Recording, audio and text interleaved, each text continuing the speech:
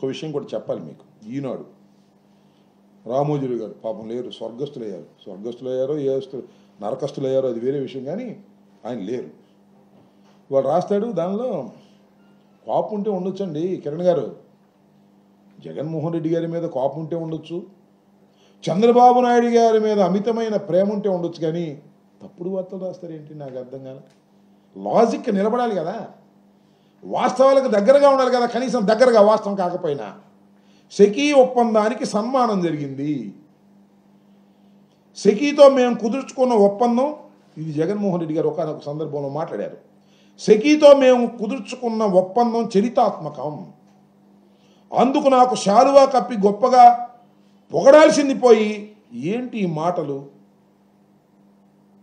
రివార్డులు ఇవ్వాలి, మాకు అవార్డు ఇవ్వాలి ఉంటే తప్ప ఈ రకంగా మా మీద ఇది చేస్తారంటే, నేనంటే ఇవాళ సెకీకి సన్మానం చేశారంట. ఆయన సీఎంని తొలగిస్తూ కేంద్రం ఆకస్మిక నిర్ణయం తీసుకుందంట.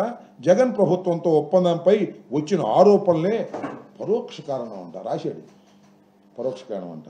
బుద్ధి జ్ఞానం ఉండాలి.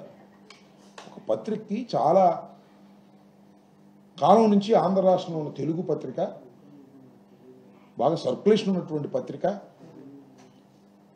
ఆ కిరణ్కి కాస్త బుద్ధి జ్ఞానం ఉండాలి కదా. అసలు ఏంటి ఈ సెకీ ఒప్పందం ఏంటి, ఎప్పుడు చేసుకున్నారు? 2021లో జగన్మోహన్ రెడ్డి గారు ఒప్పందం చేసుకున్నారు. అప్పటికి ఈయన లేడు, ఎవరు ఆర్పి గుప్తా అప్పుడు లేడు. 2023లో ఆర్పి గుప్తా వచ్చాడు. ఆయన ఎందుకు ఆయన్ని వాళ్ళ అభ్యంతరంగా తొలగించారు. ఎందుకు తొలగించారు అనేది 4-5 రోజుల క్రితమే మొత్తం నేషనల్ మీడియాలో వచ్చింది. న్యూఢిల్లీలో the central government abrupt termination of RP Gupta, chairman and managing director of the solar energy corporation of India, stems from serious irregularities involved Anil Ambani owned Reliance Power according to multiple sources అని ఇచ్చారు. ఏంటి, అనిల్ అంబానీ ఒక tender వేసేటప్పుడు falls సర్టిఫికెట్స్తో వేశాడనేటువంటి ఉద్దేశంతో అలాంటి serious ఎలిగేషన్స్తో ఈయన అబ్రప్ట్గా తొలగించారు. దాన్ని తీసుకొని జగన్మోహన్ రెడ్డి గారు చూసేయండి, కిరణ్ గారు కోపం ఉంది కదా అని. 2021లో సికీ ఒప్పందం జరిగితే జగన్మోహన్ వైఎస్ఆర్ ఇది ప్రభుత్వానికి సోలార్ ఎనర్జీకి సంబంధించి 23లో వచ్చినటువంటి గుప్తా గారిని ఇవాళ అబ్రప్ట్గా తొలగిస్తే దానికి జగన్మోహన్ రెడ్డి గారి కారణం, జగన్మోహన్ రెడ్డి గారికే సన్మానం చేశారనేటువంటి తప్పుడు రాతలు రాయడానికి సిగ్గు ఎగ్గు ఉందా మీకని అడుగుతా ఉన్నాను. ఇలాంటి ఈనాడు, ఆంధ్రజ్యోతి ఇలాంటి వాటిని పెట్టుకునే కదా చంద్రబాబు నాయుడు గారు అసలు ప్రపంచంలో ఏం జరుగుతుందో తెలియకోకుండా ఈ పొగట్టలు, ఈ విమర్శలు చూసి ఇదే జరిగిపోతుంది అనేటువంటి భ్రమలో ఇవాళ చంద్రబాబు నాయుడు గారి కూటమి ప్రభుత్వం ఉండటం చాలా దురదృష్టకరమైనటువంటి పరిణామం అని కూడా ఈ సందర్భంగా నేను చెప్తున్నాను. నేను మరొకసారి చెప్పేది ఏంటంటే, చంద్రబాబు నాయుడు గారికి చాలా అపారమైనటువంటి మీడియా బలం ఉంది.